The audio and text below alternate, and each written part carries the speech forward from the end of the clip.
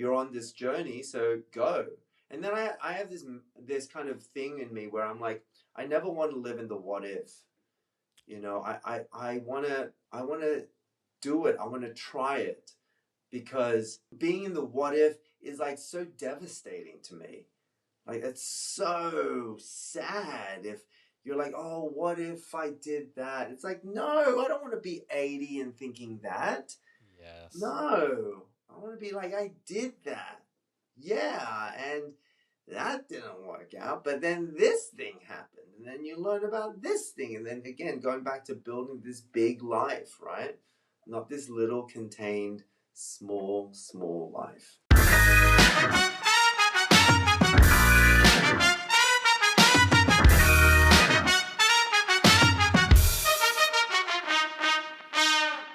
Welcome to the Funny in Failure podcast, a podcast that celebrates failure and shines the light on the emotional side of comedy and life with yours truly, Michael Kahan. Howdy, howdy, howdy. Today's guest has an incredible energy about him. His passion is contagious. He's thoughtful and a deeply reflective person. I absolutely love this chat with Leonardo. He's someone who's not afraid to explore the depths within himself, and that openness makes for a genuine, authentic, and engaging chat. Leonardo is also down to earth, a fantastic conversationalist, and his story is inspiring. I hope you enjoy this one as much as I have. Okay, cool. Let's get into it. Leonardo Nam is an Argentinian-Australian Korean actor who's built a career defined by versatility and emotional depth. Audiences might know him from HBO's Emmy-award-winning Westworld, where he starred opposite Thandiwe Newton as Felix Lutz, as well as standout roles in films such as the Sisterhood of Traveling Pants franchise, The Fast and Furious, Tokyo Drift, and The Perfect Score. Off-screen, Leonardo is also entering a major new chapter creatively with the launch of Good On Ya Productions, his independent film and television banner focused on globally minded, character-driven storytelling. Leonardo is also returning to the spotlight as the fan-favorite character Maddox Hatter in Descendants Wicked Wonderland. It will premiere globally July the 16th on the Disney Channel, so check it out. Also check out his new film, Love is the Monster, out now. So as you can imagine, we dive deep and we cover a lot, and we chat about studying clown work and the profound impact it had on his life, Descendants, leaving architecture, moving to America and sleeping on a park bench, the wellness and meditation, artist dates, mentors, plus more. Before we get into this epic chat, I'd love it if you would share the podcast around, like, comment, and subscribe. You know the drill. It really helps the podcast grow and helps ensure I can lock in amazing guests like this one. Okay, cool. Thanks so much. Let's get into it. I saw this sentence and I hope it's still correct because this is great. Yeah. This could be a great place to start. I believe you've done clown work. Can you tell me about this? Oh, I love you already. Yep.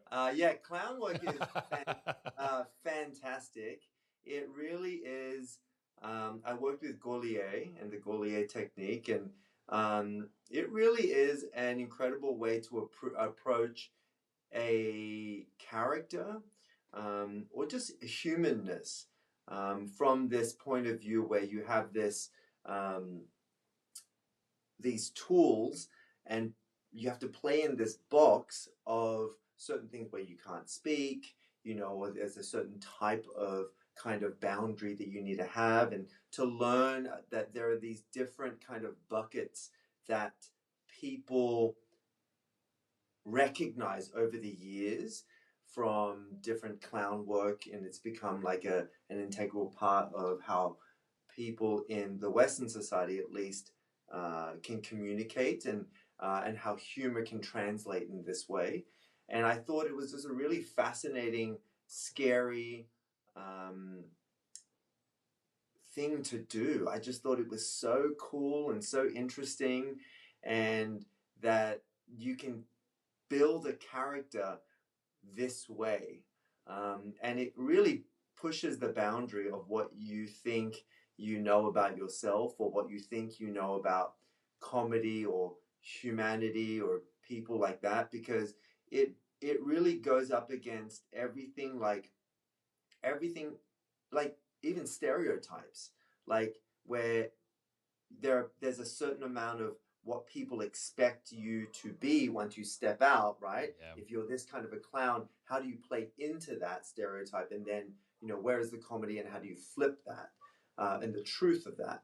And it really, in doing that, to really organically and truly step into that, you've got to be willing to fail, and you've got to be willing to confront what your version of a stereotype is. And I found it's really to my core, it shook me. And it was one of the most incredible, life-changing experiences I ever did. 100%. Wow. What an endorsement. I Yeah. wrote down like 30 points as you were speaking.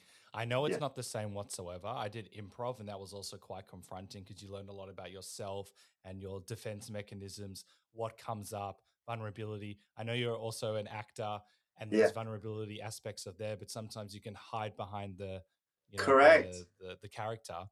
Yeah. But here you have to be you. So you said it shook you. Can you expand on that? Because it's amazing that you did that and continued. Oh yeah, because it really challenged every aspect and construct that I thought as an actor with technique, that I understood what this particular character was going to be and the mechanics of this character. And the clown work really kind of flipped that on its head. And in a way, there is a the magic, the clown, you've got to ask for it to come close. You've got to almost in a way conjure it up and trust that it is already, that it comes and that it's there, and that when it doesn't, you don't judge it. You've got to play with it, and you're in that space, and there is no in a way. You've got to continue to play with it like we do in life. You continue, you don't say, well, let me start again. Like, it's like you're there, and that's what this is, and now I've gone here, and that's a mistake, and how do I feel about that? And it was so, it made me feel really vulnerable. It made me feel really, it kind of made me realize how in my head I can be, and then in the success of it, or when you do get and you feel the clown is close, and then you graduate and you get your red nose. It really it was kind of so delightful. It kind of really kind of invigorated my passion for technique and for craft and for storytelling. It was just such an interesting way. Like, I use different types of technique in every role, whether when I'm trying to figure something out, I'll be like, oh, okay, I'm going to try this, or I'm going to try this kind of a technique, or this kind of an animal work, or I'm going to try colors, or what have you. It just becomes another tool that I get to play with and say, hey, how does this fit? And what does that tell me? Because there are certain roles that you can interpret it through clown work. So okay, I've written like 20 more pages, so this is amazing. And I like that it scared you and you still did it. Oh yeah. That's quite rare. Often when there's that element of fear, we can run away. You would obviously had to let go, battle some stuff in your head like everyone else would, and then to still push ahead. Because sometimes you can to even say yes to a course like that, and then to actually go to the course, you could run away. Like I've seen it improv some people. Oh, every day that I'd be like, oh, am I gonna do this today? Like, because it was hard, man. Like, it was long, and it was terrifying, intense, and it's emotional, and then people are having like breakdowns, and you're like, all of this for like a clown work. Like, oh my gosh! At the beginning, you're like, is this guy just going hard because he's like a masochist?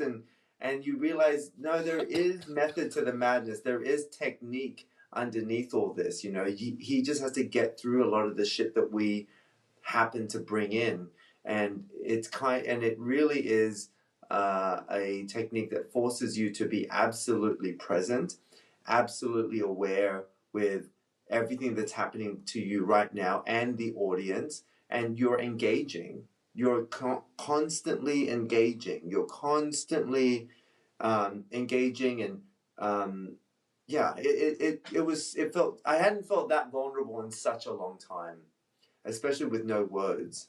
And did that carry on after, like once you received the red nose, which is, I didn't know they actually give you a red nose. Yeah, Did they you did. Yeah. find that there was like personal healing or like a bit of transformation in your personal Oh, life as well? yes, yes, yes, very much so. Nice. You know, you start to recognize what parts of you are projecting these defense mechanisms or these ways of you, what you think you're protecting yourself, and because it applies to you in your everyday life, and it is, you know, and then how I then interpret that is I just can't really switch that part of my brain off. Is that I think how interesting that I'm experiencing this, how curious, because other characters that when I read are experiencing an element of this, either even in their unconscious way that they may not see that, that in itself is describing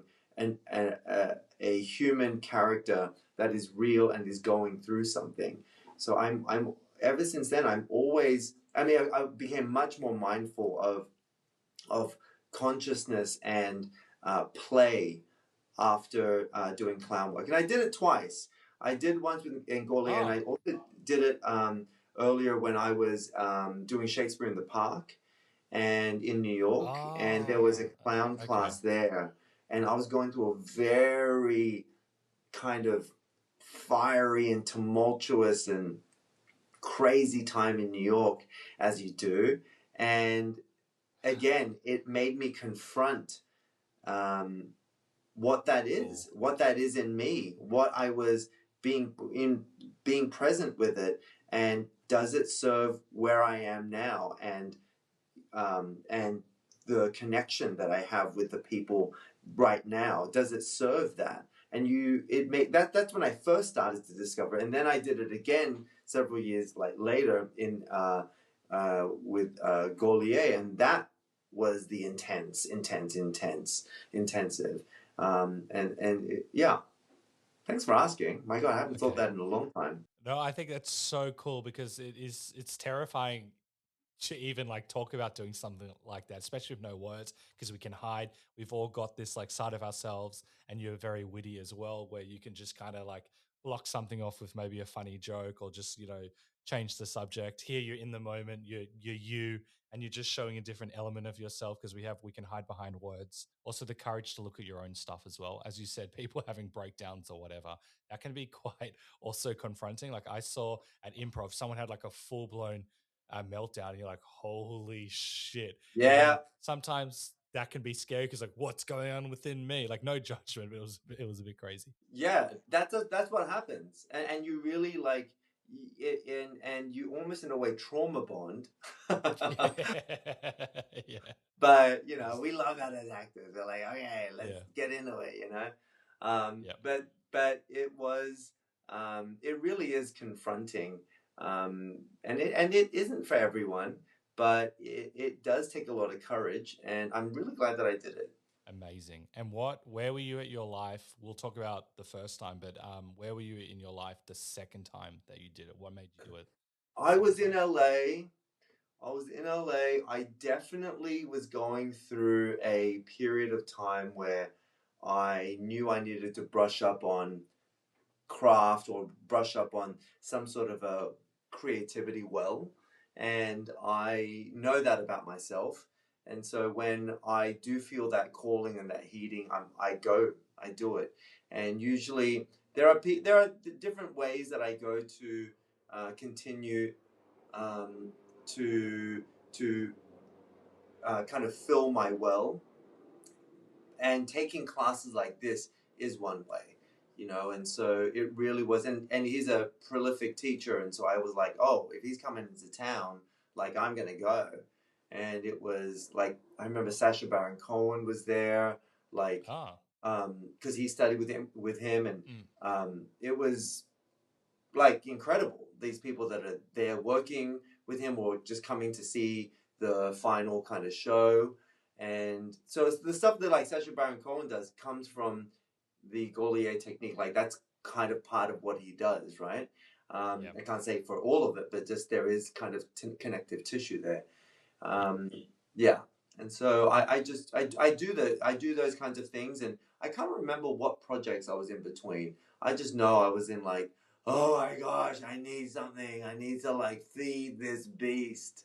That's very wise of you. And we'll talk about your intuition. I know that you've meditated. I don't know if you still do it, but you're a very Yeah, connected person. And to know that that is so important, especially life as an actor as well. yeah, Because actually, we'll just get straight into it. yeah, As you know, and this is every single actor on the planet, there are moments of no work. There can yeah, be long moments of no work. yeah, And it's the periods of the no work that I've seen is so crucial for how an actor or anyone yeah, kind of deals with that. So it's very wise of you to go like, oh, maybe things aren't happening for me at this current point in time, and so yeah, to still keep you creative and not like the industry and all of that, which is natural. We're all like that.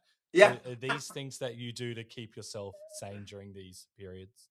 Yeah, yeah, we all do have that. And it is about longevity and being able to continue to protect and nurture the creative well that you have inside of yourself, that you have so bravely and courageously fought to be in this industry and to do this and to have the privilege to use yourself in your life in this kind of art form, and also with commercial art form, kind of that mess Yes. is always there. Yeah, I think it's really important to do that, because I think that at the end of the day, you have to, and this is a journey that I've been on for many years, but you have to continue to pour into your own value, and you have to continually find ways to connect with that, because it's so easy to start the comparison train, or to start the, hey, that person, I didn't get that job, or I really wanted it, or the last movie I did, I got nominated in, and now no one's listening to this movie. This one movie is a bomb, or this show I didn't pop in this, and then to think that your value as an actor, and therefore, and also as a person, is connected to how other people respond to what you are doing.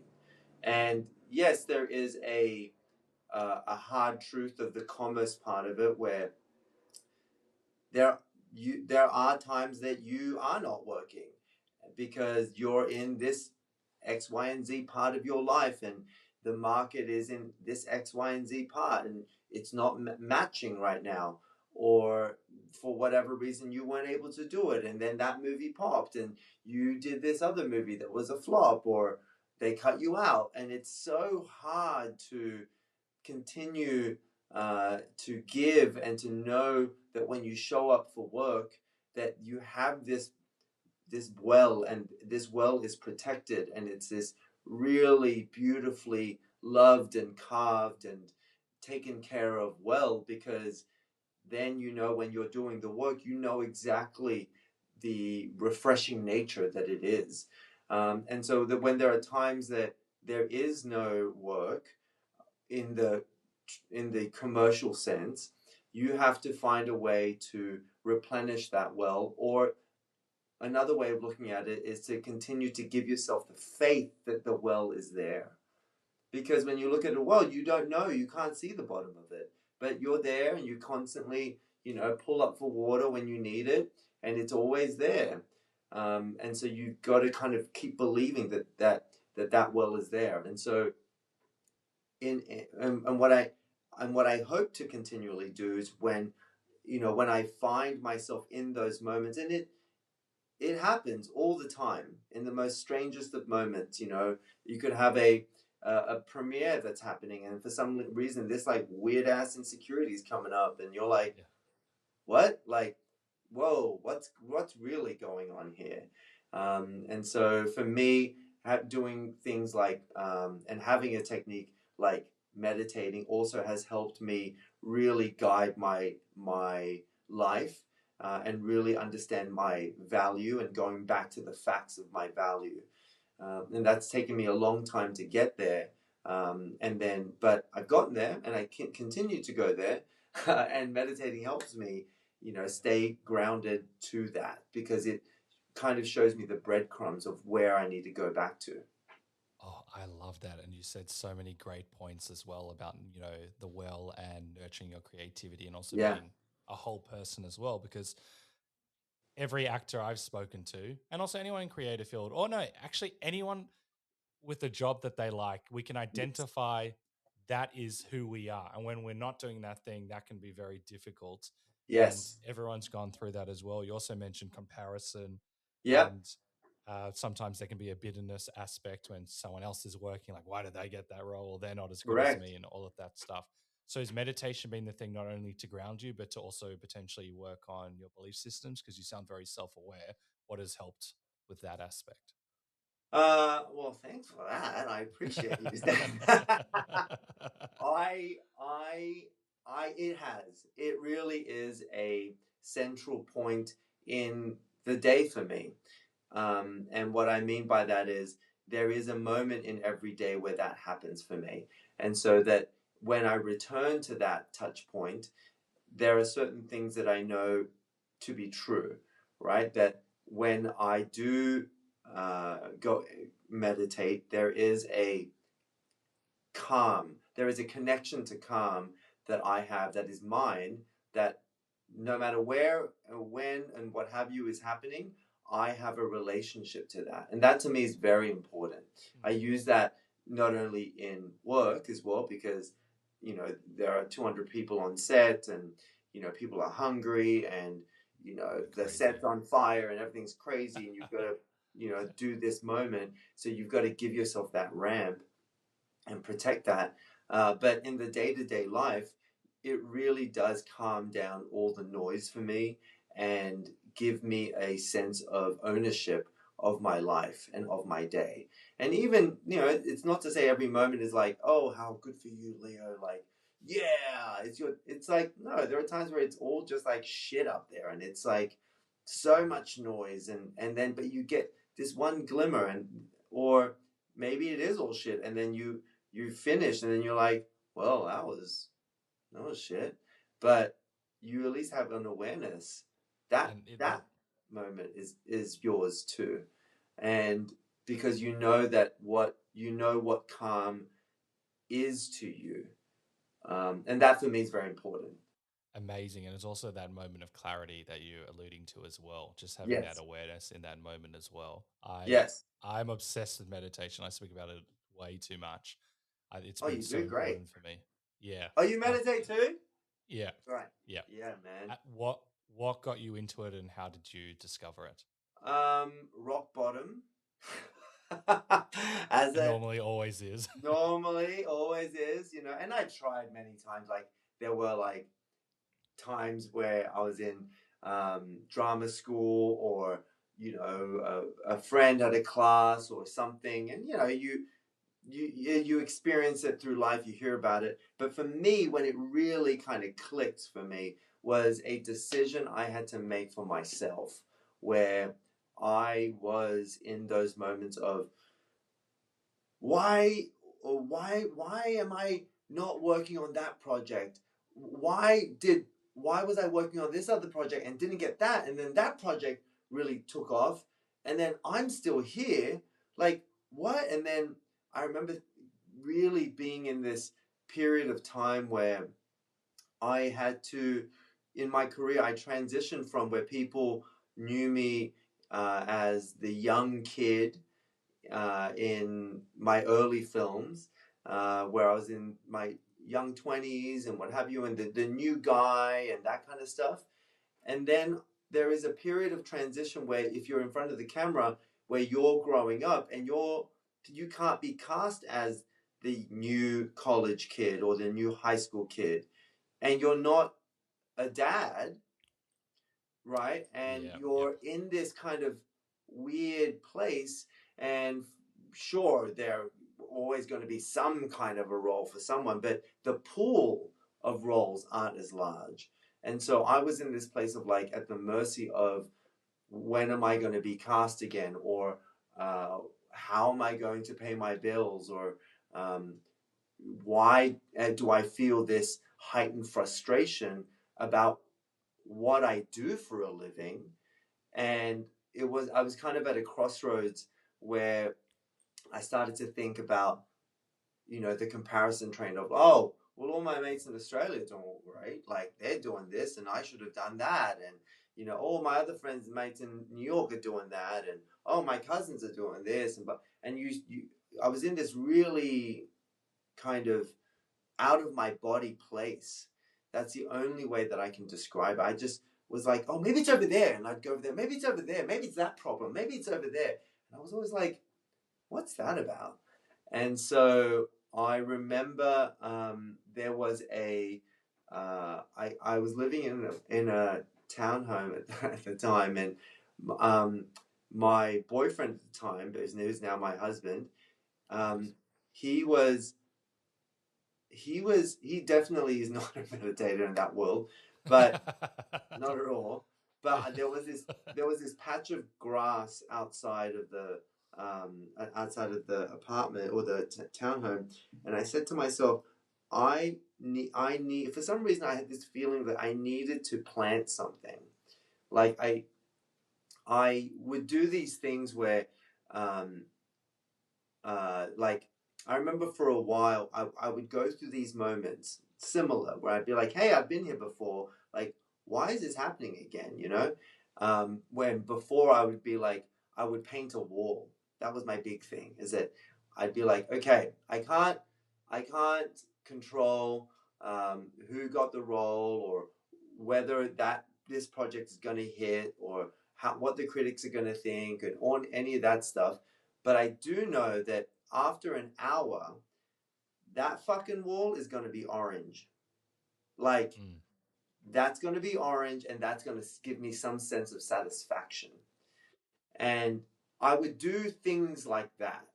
And so going back to the moment, I remember thinking, I want to plant this seed. I was thinking about roses, or just kind of in general, like what kind of plant, and I just didn't have a green thumb.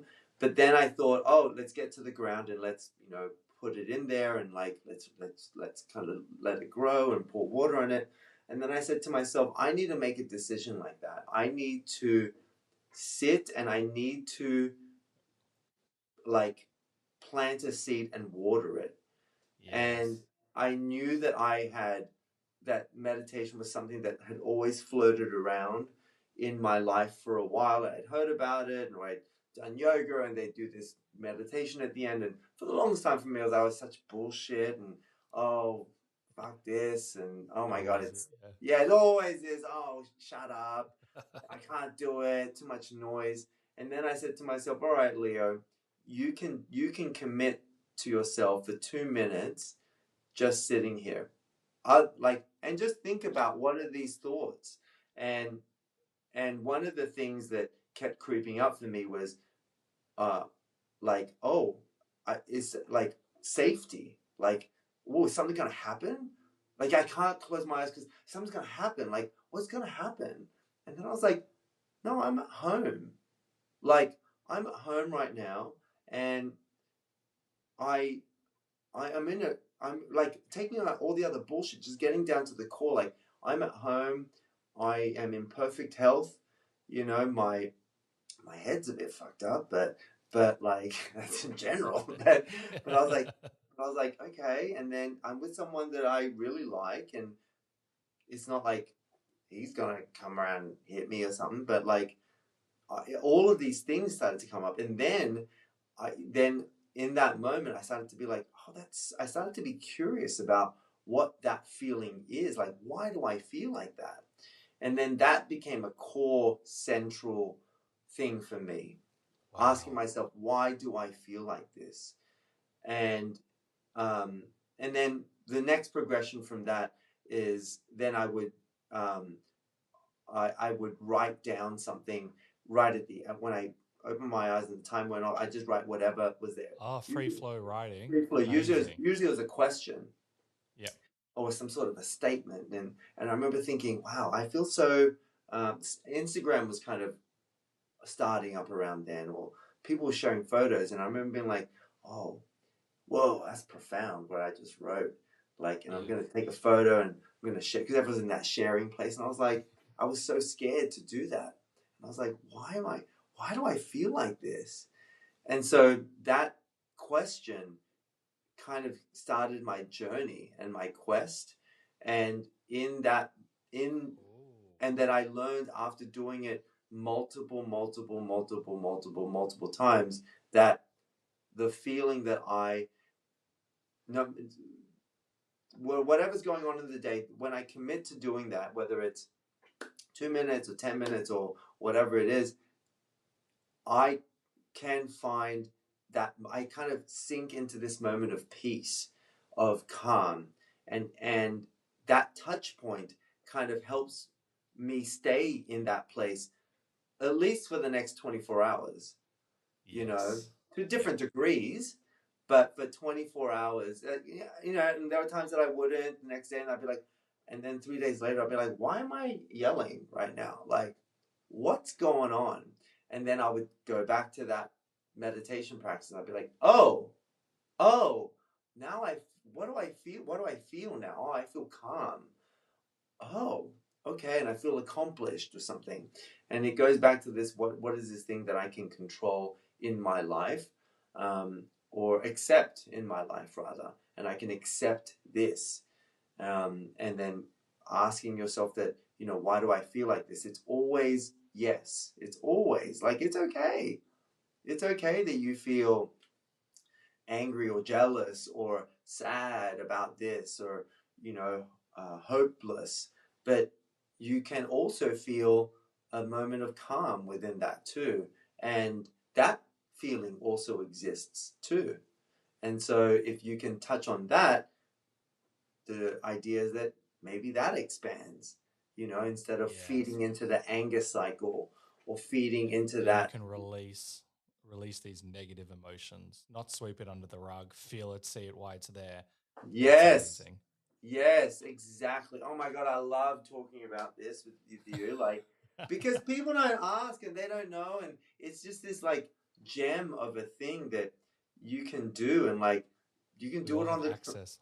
I'll do it on the fucking train. Like, do it like wherever. And getting to a point where now I find myself doing things like intentionally doing like a walking meditation or something where so you are actively doing something and not aware, but you are in this kind of place of state, this state of mind, you know, and it really is incredible. So, and I apply that to, you know, going back to the well analogy, like when I do feel things are going a little off or weird, you know, I do these artist dates with myself, and so I did the artist way for a while, and like I love what she talks about, and I really believe in, you know, take the good and leave the bad about everything, about it all, right? And many good things and other things I was like, no, thank you. But being able to be intentional about your time and giving yourself that space of the artist date, where it's just you experiencing the world with whatever interests you have in that moment and whatever is you are experiencing in that moment. And so one of my favorite things to do is, you know, because now I have twin boys and life is fucking crazy and busy and chaotic and whatever. And so there are times that I'm like, okay, I'm gonna walk to the mailbox, or I'm gonna walk around the block, you know, because I can't be gone that long. And I'm doing, so I was like, okay, and I'm feeling really frustrated, or I'm angry, or I'm whatever, jealous, or I'm confused. And then I will take that moment, and the concept of the artist the artist date and say, okay, I'm going to do these next 5 minutes just for me. And I'm going to choose to look for as many colors of green that I can find, or whatever I choose, right? Green is an easy one because there are always some sort of a tree, some sort of leaf, and if you're staring at it and you're looking at it in the sunlight, every leaf is going to have a different value of green. And it really gives me this kind of way of reconnecting to something that is present in front of me, and to that kind of calm.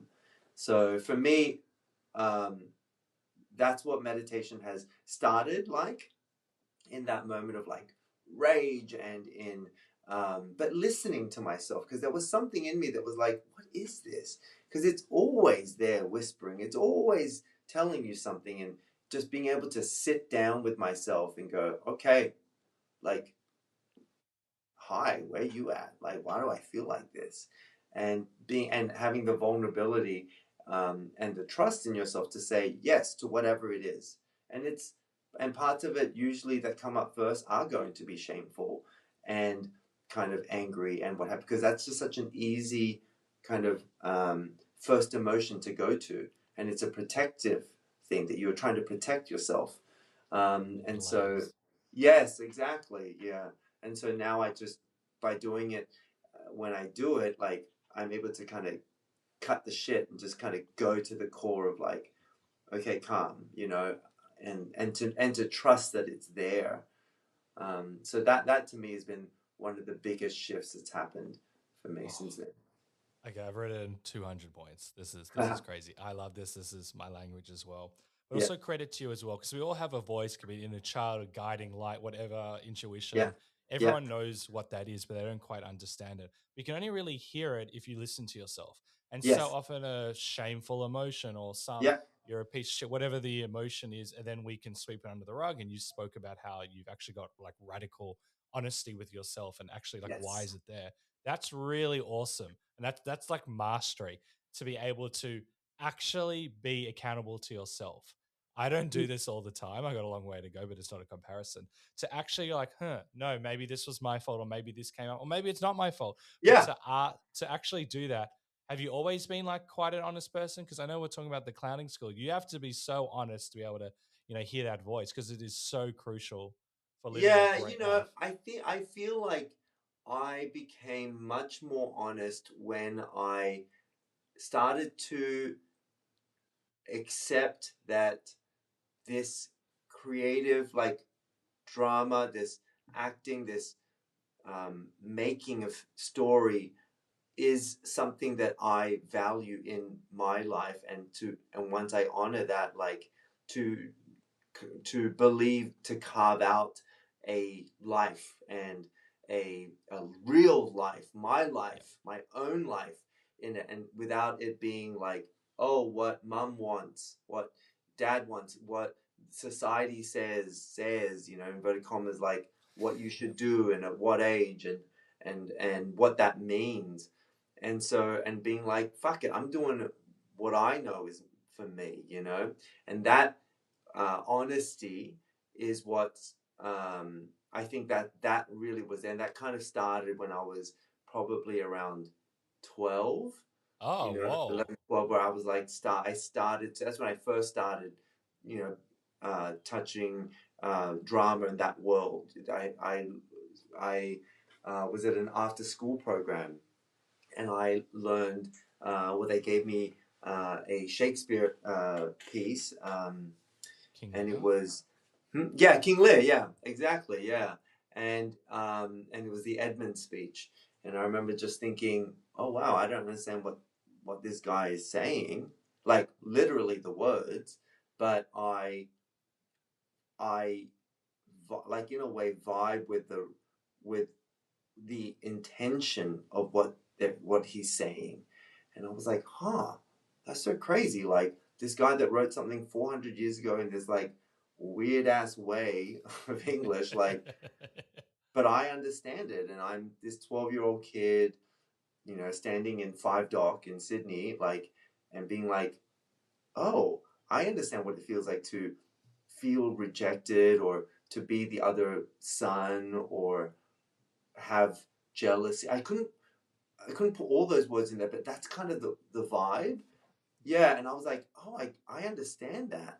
And then that really encouraged me to go on this journey and connect to that, and the power of what storytelling is. Like 400 years later, it's still resonating with this 12-year-old kid standing in Vibe Dock. I was like, what? Like, this is crazy. That's crazy. Yeah. And so I learned that. That's kind of where the honesty started, because I was like, oh, I don't want to really say that I really like this, but oh, okay. And then that coupled with going through puberty, and then finally in a place where understanding and being open and accepting of myself as being gay, and like, this is something that is just inherently me. And even though society or other people at times can say, oh, X, Y, and Z about it, and my own kind of construct of what I thought a man, or what it means to be alive in this way, like, I had to break all that and say, no, but I need to continue to stay honest with who I am. And if people don't understand that, or and they're kind of aggressive to me, or they shun me for that, fuck them. I don't need them, you know. I know what I'm doing is still good. I'm not going around like shooting people or anything. Like, that's just what I'm discovering about myself. Soul. Yeah, like Yeah, you're just living your life. yeah, yeah. And so then that journey into then really choosing to continue my studies and to be an actor and to decide this is what I'm going to do, really like double down after I had was studying architecture and I pivoted away. That was another big honest moment. I was like, really, Leo, listen, look at your life. What do you want to do? Listen to your own honesty, and if it's a mistake that you're making, it's going to be yours and it's going to be your life. And so that was kind of another big turning point for me, and continues to stay honest with yourself. That's amazing, especially at such a young age to have that awareness. That's crazy. But also to go, if you've made a mistake, that's on you. I've Yeah, been guilty of this, and we all do this.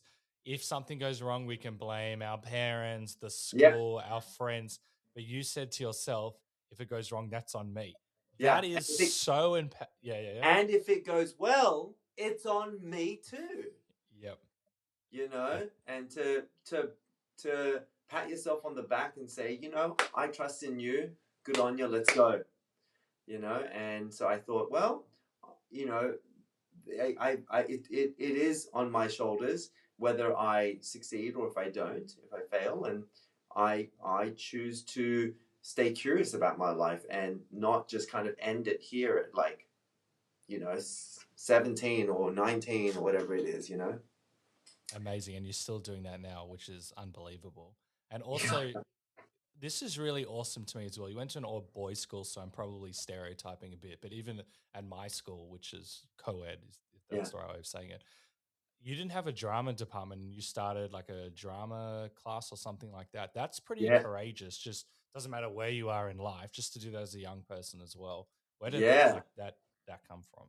Wow, you have done your research. Yes, I definitely did do that, and I wasn't alone. I connected with a bunch of kids in the school, and we together chose to speak to the school and the principal, along with an English teacher, to say, hey, we really want to form this drama class. And to this day, I think the drama class is still around, actually, Oh, at whoa. school. That's Yeah, okay. That's amazing. yeah, and we graduated there. But like, I worked with in my class was another kid called Trevor Ashley, and so he right now just got nominated for an Olivier Award in London, in England, and so he and I were really kind of thick as thieves in making that happen. But he was also in a way instrumental to connecting me to a lot of the drama world that was happening for youth at the time. And I started to connect with other friends outside of the school that were in drama clubs and drama groups. And by doing that, that gave me confidence to then say, hey, at school, we should do this. We can do this. We will do this. And so, yeah, and it was also instrumental to have a really fantastic and prolific teacher. Like, her name was Miss Perry. She, heart and soul, like, was such an incredible teacher. She recently passed away, and so sad for that to happen.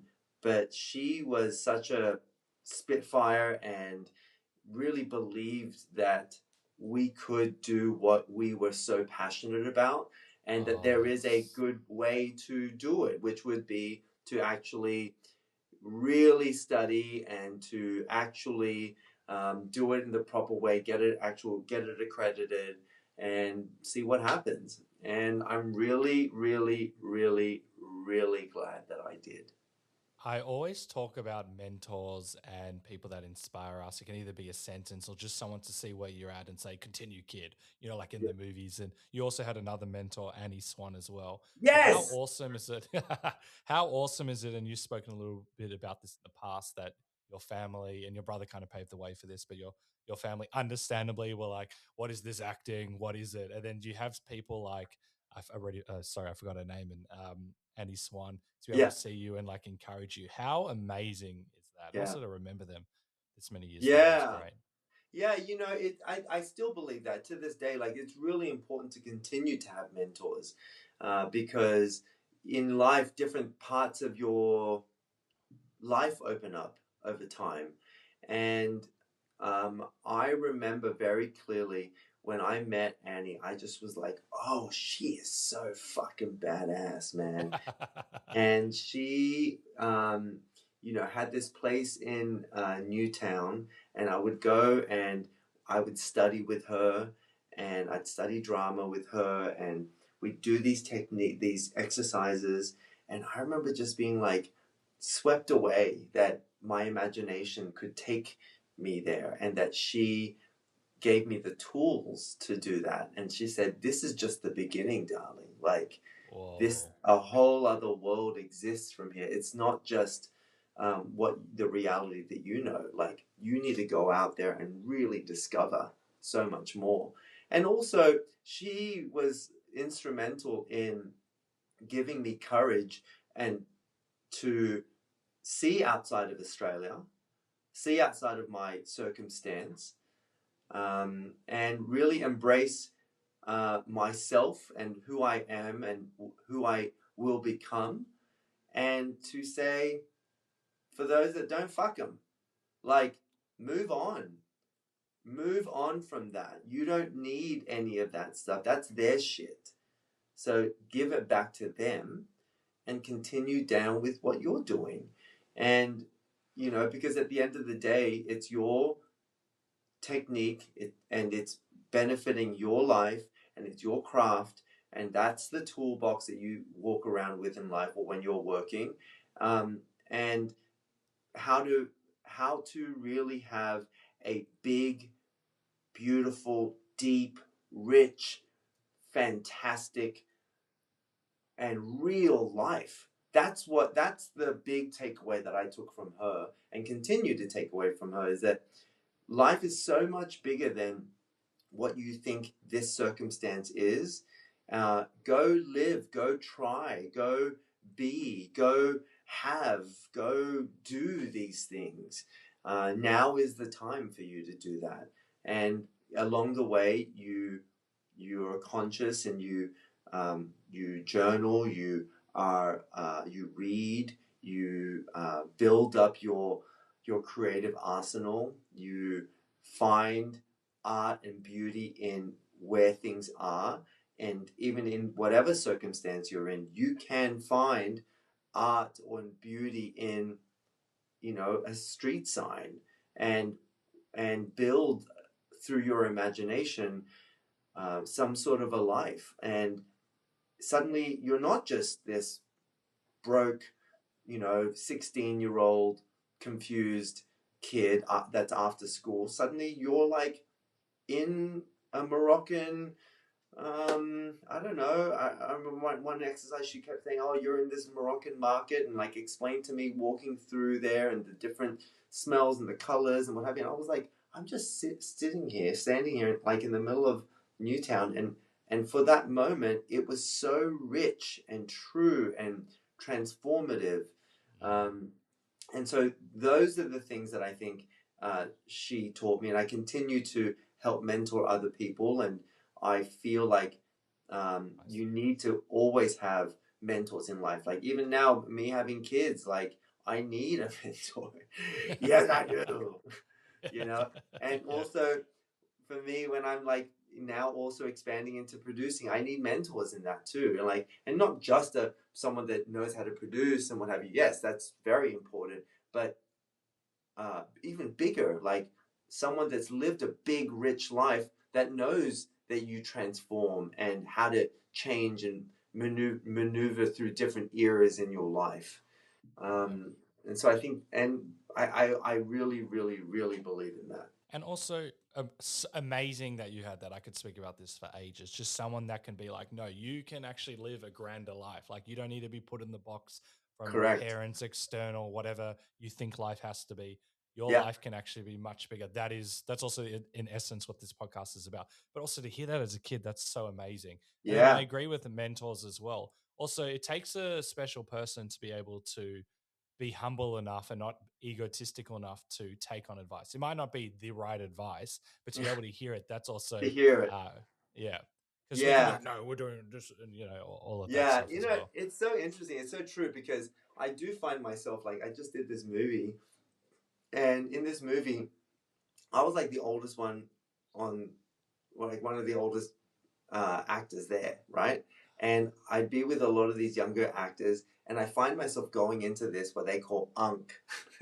I go into uncle zone, right? Where I'm like giving them advice, and I'm like, Yeah. you gotta do that. And I feel this need to share that with everyone, especially people that are younger. I just do, like, because it's what I wish I had heard when I was that age, and I did hear parts of it, right? I didn't hear all of what I have to say, but some fundamental parts I always try to imbue and share that with people, like to live a big life, like, and big doesn't mean like you've got to have this like, you got to live in New York City and like have this like penthouse apartment and fly, like big can still be in where you are, but you've got to believe that the world is big and that there is so much out there, and that you have to continue to stay curious like that.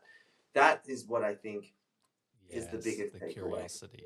Oh yeah. I want to go back to this ties in a few things as well. You talked about how you had that moment where you were studying architecture as well. I call it the calling journey. There's many different ways to say this, but can you tell me this moment of clarity when you're on a bus and you can either go and study, I think it was Tanada maybe, or to do your architecture exam? Yeah. So I'm on the bus, and I've got to take the bus from the train station to University of New South Wales, UNSW, and the Red Centre, which is the architecture school, was on the left side. And I remember getting off the bus, and the bus would stop in front of NIDA and the National Institute of Dramatic Arts. And so I would always get off there, and I'd be like, because I remember, obviously, like I just graduated from high school. I did this drama class, and I didn't continue down the path of going to NIDA or another drama school, but I still was training with Annie and other people. And so I remember I would get off the bus all the time, and I'd have to cross the road. And I remember standing at the lights, and I can still remember the button I had to push. And I remember thinking, I need to go right. I need to go right. This strong feeling. And then, of course, I would cross the road and go left, and I'd go to architecture school. And then I remember they said to me in the first year of architecture schools that it's basically impossible for anyone to 100% finish all of the projects and to get all the assignments in. You're going to see that you're literally overwhelmed, and you're going to need to figure out which ones you can fail, essentially. So if this is only worth 5%, right? This exam or this presentation on Thursday is 5%, and you have in the morning, and then in the afternoon you have another exam or presentation, and it's worth 90% of your final score. What are you going to choose? The good boy in you wants to do it all, wants to get 100% in the 5% one and get 100% in the 90% one. But the reality is you've got like 17 other things you've got to do. So you're not going to be able to really do it. So you've got to manage your time. So fail the 5%, go for the 90%, right? And in that same way, I was like, okay. So then I'm on the bus, and I make the decision that I remember I was sitting on the bus. It's so weird when you have these clear moments. It's crystal clear. I was in this 2-seat. No one sat next to me, and it was a packed bus, but no one was sitting next to me. And I remember thinking, I'm going to apply to NIDA. I'm just going to fucking do it. I'm just going to fucking do it, and I'm going to see what happens.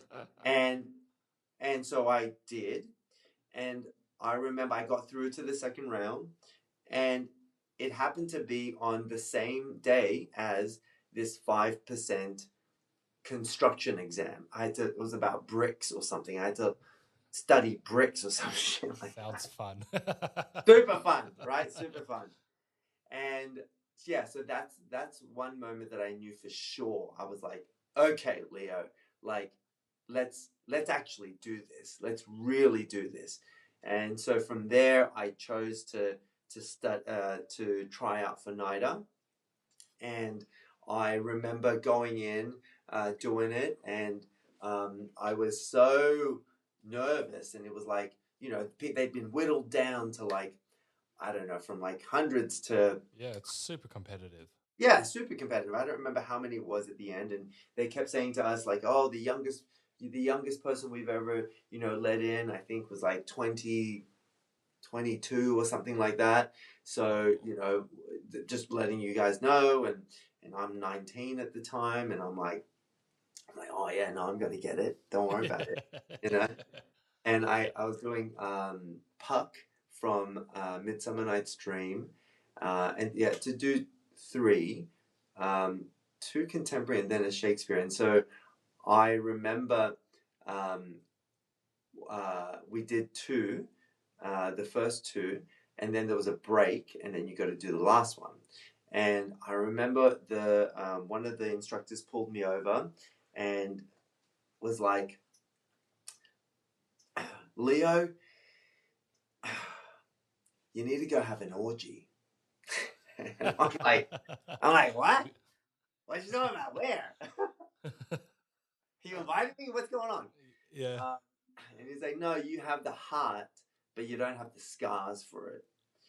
And so you need to go out and you need to really live.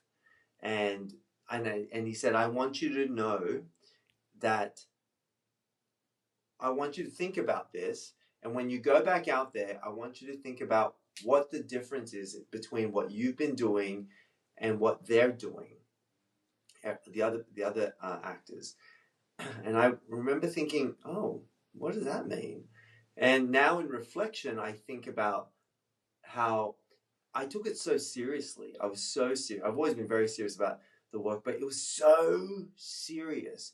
And everybody there made some sort of like there was some sort of like funny or kind of lightness or some sort of 3-dimensionality to what they're doing. Even if it was like the saddest moment, like they found this other level to it. And I I can see that now. But back then I was like, what? What's he talking about? Like, what? Um, and so when I didn't get in, I remember Annie, again, my mentor, was like, good, fuck him. You don't need him. Yep.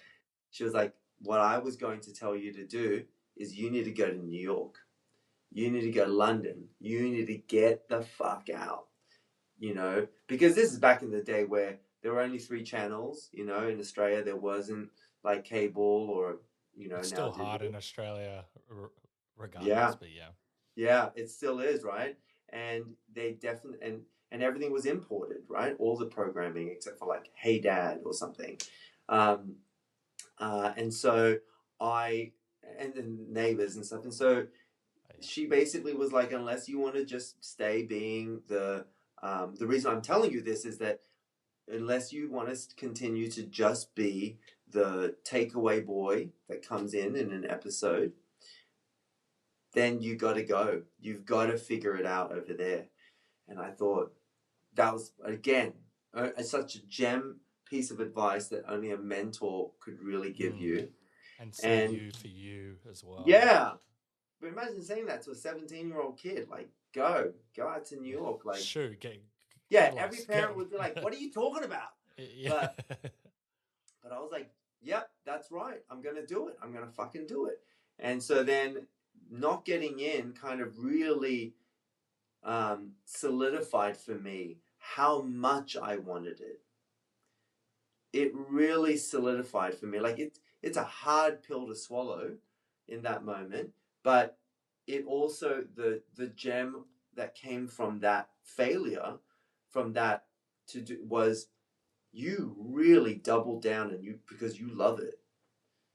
You wouldn't be this devastated if it wasn't something that you think is really integral to your life, to your core, to your soul. And you're on this journey, so go. And then I have this kind of thing in me where I'm like, I never want to live in the what if. I wanna do it. I wanna try it because being in the what if is like so devastating to me. Like it's so sad if you're like, oh, what if I did that? It's like, no, I don't want to be 80 and thinking that. Yes. No, I want to be like, I did that. Yeah, and that didn't work out. But then this thing happened. And then you learn about this thing. And then again, going back to building this big life, right? Not this little contained, small life. That is amazing. That's very empowering. And it also, not getting through to NADA made you also realize how much you actually like that. That's amazing. Often when we don't get something, we can go, oh, this isn't for me, but it made you realize that this is actually for you. That's amazing. Exactly. Yeah. And I really doubled down. And then 2 weeks later, I booked my ticket to New York, signed up for school. And then boom, 2 weeks later, I'm in New York City. I was like, that's it. That's how much I wanted it. Amazing. Crazy. There's so many places that we could go. I know you go to New York, you have $200 in your pockets. You're supposed to stay at someone and they didn't answer the call. So you sleep on the bench, which is crazy. What were you thinking at the time there? Because you just jumped out of your life in Australia and now you're sleeping on a park bench in Central. Yeah. I was really excited, frankly. Like, even though like the plan of staying at this guy's house didn't come through and everything pointed to go back home, I was so excited to be in New York. I didn't give a fuck. I was like, I'm gonna make it work no matter what. I'm like literally sleeping on the park bench, like I'm trying to hug my luggage because someone's gonna steal it. And it's like, oh my God, but I did it and I just was so excited. I just couldn't wait to figure it out.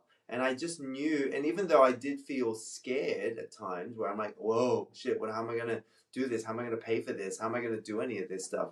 Like, once I started to actually walk the city, go to the school, connect those dots, then it wasn't so scary anymore. Then it was like, oh, okay, I can do this. And that's how I learned about when I was there. They go, oh, well, there's a hostel right over here, and it's actually one of the cheapest ones here, but it's actually really nice. Like it's one of the nicer hostels, but it's a lottery system, so you got to you get in via lottery, and so they're like, you got to get there at whatever time at whatever 10 a.m. and then you got to check in at like 4 if you get it. I was like, I'm not doing anything. I was like, sure, man. I'd go, and then that's how I got. That's how I was able to stay after that, because I got this hostel, and it happened to be close to where this guy's house where I was meant to stay, and I had enough money for a couple nights, and so, but I'd call him every day, to the point where like they said this voicemail is full, right? and I was like, okay, well, I'm just gonna have to figure out what I got to do, and then he eventually picked up, and he was like, Leo, I am so sorry. I am was a flight attendant. He's like, I'm a flight attendant, and I had to pick up this last minute shift, and I totally spaced that, you were coming on this day. I thought you were coming on this day. He's like, yeah, of course you can come stay. And then I was like, see, it all worked out, right? The universe works for you. It really does, couple weird moments of sleeping in the park and other things and all that stuff, but it's all fun. Okay, that's amazing that you could do that. Also, $200 doesn't get you very far. I know it's probably a bit more than, but that's crazy. Yeah. Also, I want to type a few points before we talk about descendants as well. But I've been thinking about this as well. I think it was with what's the word? The Sisterhood of Traveling Pants, and we've talked about this knowing and this clarity that you've had. And this is every actor's nightmare. You heard rumors that you might be recast. Oh yeah. Can you tell me what you do there? Holy shit. First of all, you panic, but you pretend that you're not, because you're talking to the producer, one of the producers. But again, this goes back to this idea of mentors, right? Deborah Martin Chase, prolific producer, is a mentor of mine, and she produced Sisterhood of the Traveling Pants. And she, basically had said to me, look, listen, Leo, Warner Brothers is considering recasting some of the girls, and it's Sisterhood of the Traveling Sisterhood. So it's the 4 girls. Like, they're thinking about recasting some of them, because they're not sure if they're gonna, the deal is gonna close and what they're gonna do, and X, Y, and blah blah blah blah. And so she's like, so they're thinking about recasting that. They're unsure if they're going to continue with you, because frankly, they're not sure that Middle America can fall in love with an Asian guy. And I just was like gobsmacked. I was like, what the fuck? And really angry at the same time. And I thought to myself, no, I'm not going to let this happen. No, that I am not going to let this happen. And she said, so my advice to you is go get hot. Prove them wrong. And I had the orgy comment, which could have been could have gone either way. Yeah. And then she goes, yeah, go get hot. And I'm like, all right, I'm going to fucking get hot. I'm going to get really hot. And then I'm going to go to that executive and be like, take my shirt off and be like, I'd fuck this. Like, what? And so I did. I worked my ass off, man. I worked my ass off. And again, this was another gem that happened. Like, it transformed my life in the best of ways, because not only did I achieve something where I was able to really get in the best shape of my life, but I learned how to take care of my body so that I can get into that shape. and that I can transform like this, and that I showed up for myself and stayed in the movie. Yeah. And so that's really kind of what happened. And because I, had worked out, I was boxing, I was working out like crazy and all this type of shit. And then was like taking my shirt off, being like, yeah, I fuck this. Like Oh, they you said were, that in person. yeah, yeah, Ah, in amazing. person. Yeah, yep. And I was like, Amazing. like really. And then it was like, okay, you are hot. Like, let's go. And so that's kind of how I stayed in the film. And I'm so glad that I did that. And many other great things happened from that moment, like even in working out. I mean, that's actually where I met my husband, like when I was working out. And so I Whoa. lived at that gym. And so you talk about dots in your life connecting because of this and because you said yes and to show up for yourself and this. I never would have expected this to happen, and to be where I am now because of this connective tissue that happened. But it's because I said yes to myself and really relentlessly went after it. That's amazing, especially when you hear something like that. And also, like, screw them. Like, I know you said guess who's hot now, but you like won over so many people as well. Also, such a fucked up thing to say as well. They Yeah, don't even know. They're just like, anyway, we could speak about that a whole nother time. yeah. Amazing. And then for you to take the shirt off, brilliant. You proved them wrong, showed up for yourself. I love that. That takes a lot of like what we call chutzpah as well. Chutzpah, indeed, Chutzpah. man. I want to also talk about Descendants, which Oh, is yeah. coming out soon. It's Yeah. very rare that you get to come back to a character. How Yeah. how are you feeling for that? You get to sit with the character, which is, every actor wants to kind of revisit a lot of these characters. How are you feeling for it? It's it was a gem for me because I am not the same character. It's another universe. And so by Oh, name, I'm the character, and by embodiment, or as the actor, I'm the same. But we're in a different universe. And so I get to play the villain. I get to that's play, where even. in the last one I was like the the best friend and the squeaky clean mentor, for her, and kind of like this real kind of core like fatherly love in a way, like a forever love for her. And then in this one, it's the polar opposite. How she encounters me, how I encounter everyone is I'm there literally to fuck up Wonderland. I'm there to like essentially kill the kids. And so I got to do that, and it still lives within the realm of of the Disney world. So it's not like you go around and you can like be stabbing and punching everyone. You know what I mean? Like, you know what I mean? Okay, It's not like a gotcha. Saw I movie or want to something. see that as well. Yeah, that would be a crazy movie too. Yeah. But I had to like use the the boundaries of what that is and to live in that world, but as the villain this time. And so it was a really fun way for me to kind of go back into my toolbox and like go, all right, how am I going to construct this character now within the realm of what the Disney universe is going to require, and what would benefit the movie and the film itself. But for me, as the actor, to have a great time in it, and for me, like to play a Disney villain is like that's so iconic.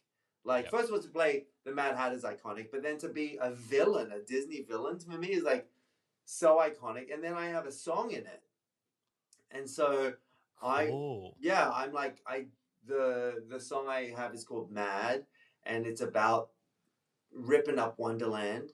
And it's my own song, and I do it well now. I do it with Rita, or we have these different parts, but it's Whoa. ostensibly my song, and I've never sung before. And it was like so many different things for me in doing this movie that was like oh shit, like can I do that? Like it really tested some boundaries for me, and even though it was so fun to build the character, and especially within the construct of being in that Disney kind of family world, but that in itself has its own kind of challenges, but I also had to sing, and then I had to dance, and it was just such another muscle for me. Oh, that's Um, so awesome. oh yeah, it was super fun, and I did another film called Love Is the Monster, which I did when I knew I was going to do Descendants, and so I did it just before, and I did it because it felt like such a stretch from a Disney universe world. It's a Finnish folklore horror film, so and it's really kind of gory and like messed up, and so I did that because I knew for me as the actor that's going through it, I didn't want to only live in this one kind of tone of a world. I also needed to have this other side, and doing a horror film like that was so fun and so crazy and so wild. And I also chose to do the role because it not only is it a polar opposite to what Descendants is in Mad Hatter, it also was, it's a very sexual role. It's a very sexual role. It's a very physical role. And for me, also, I was like, because that too scared me. I was like, hang on a minute, like, how many sex scenes are in this? Like, all. or yeah, I was like, oh my god, how many? And then how are they describing they're gonna see this? Like, oh my god. And so that scared me too. But then I thought to myself, how many guys like me, that are the lead of a film that is very sexual and physical and horror. Like, I was like, I don't know any. I don't know any guy that's out there that is an actor, that is an Asian actor, that is like doing as a lead of a film like this. And so that to me was the double thing that was like, not that I'm on this crusade for that, but I was like, oh, that's so interesting. It's this double gift that I've been given. It scares me so much, but it's also something I haven't seen out there. So I love being part of that first, being part of that journey, and so I took both roles as a way to kind of keep myself stretched, and and I'm really glad that I did. I'm glad that I did both. I am as well, and I had it in my notes because I actually saw that or heard that you're in this as well, and I think I heard you like just briefly talk about it. But the courage to do that as well, because that would be very confronting, all the stuff that you said as well, Oh and to yeah. really challenge you. And I know we'll have to do a part two in the future, but Oh I know yeah. that you've rejected a I lot of roles along the way. Oh yeah. Sorry, were you? Oh yeah. No, it's just that. Yeah, I yeah, I haven't been that nude on a set ever. Here's to many. Here's to many more. It's too Um, many more. and no, I love that. And it ties into everything that we've been saying as well. Really, challenging yourself, realizing that there's a part of you that like needs to do it would have been quite cathartic, I assume, once it was done as well. And Yeah. also to sing, you haven't done that as well. That's a pretty awesome, that can be also very vulnerable and to do Oh that on God, I've stage. never been more scared than when I was going into the recording studio. The whole time Oh, I was like, I'm gonna be fired. I'm gonna be fired right now. They're gonna laugh. I can't do it. It was so wild. And he's all about meditating. Like, ooh, I was meditating in the car beforehand, like hardcore. In between takes, I'd be like breathing and being like, okay, Leo, like like find that center in you, because that other voice would come up, be like, oh, that was really bad. Ooh, Leo, don't do that. And I'd be like, no, come back to here. That's the important part. Um, it was, yeah, that I've never been. One of the scariest moments of my life was recording that song. and did you say Rita Ora was in it as well? Is that who Yeah, was? Rita. So when I recorded it, it was just my song. They hadn't done it. So there was a part that I confront Rita in a scene, and I sing my song, and then they included a part where she then would sing the scene as opposed to just we'd have a talking scene. So then she started to sing the scene, and then they had me sing back, and so now that's in the song. So I'm singing with Rita Ora, like that's crazy. That is a bucket list item. I'll put it in the episode notes below because this should be out during this time. It's probably out. Do you know what dates it are? If not, it's in the episode notes and people. July 17th is when it comes out globally. Okay, cool. Amazing. Yeah. And then Love is the Monster is June 23rd. Okay, this might be out. I'll figure out the dates, but people can see both of them. Amazing. Before we go, how can people follow you, keep up to date with you, and can you please give a bit of a plug for your production company, Good On Your Productions? Oh, yeah. You can follow me on Instagram. That's where I'm most kind of active. So it's at Leonardo_Nam. And then on TikTok, I'm not so much on that. I kind of just repost a lot of stuff. And so that's the big thing for me. And, for me, expanding and going into new adventures, starting a production company has been something that I'm actively building right now. And so I have a show that we've sold into development at Disney, which is based on a book. Now it's a TV show, which I was part of instrumental in making that. And then I have a film that we've set up and we've got financing for, and we're doing that. It's a true crime story. And yeah, I've got a whole slate that right now I'm really excited about building, and I have a fund now. So that's a new hat to wear, where I now am, part of a fund or head a fund that can deploy money essentially into building and making things. So that to me is the next evolution of being an actor. Now everyone needs to have this other kind of juice behind them. And for me, this is where it's kind of building. I'm now able to collaborate with people, invest in people, and build products, shows, movies, everything, podcasts, what have you, as a storytelling mechanism, and I can be part of building that. And I really love that. And I found myself, I would say at the beginning, like when people say, "Oh, how did you get into producing and what have you?" I'm like, I've always wanted to be like, I wanted to be Whitney Houston when I grew up. Like when I was younger, I was like, I would sing the Bodyguard album like all day.